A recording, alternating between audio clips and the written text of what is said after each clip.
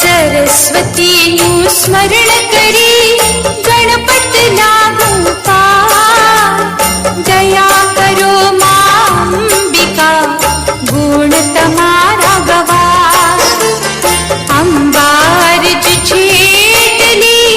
તેજો ભક્તિ ભાવ કૃપા કરો કરુણામયી લેવાનું કમલા સરસ્વતીનું સ્મરણ કરી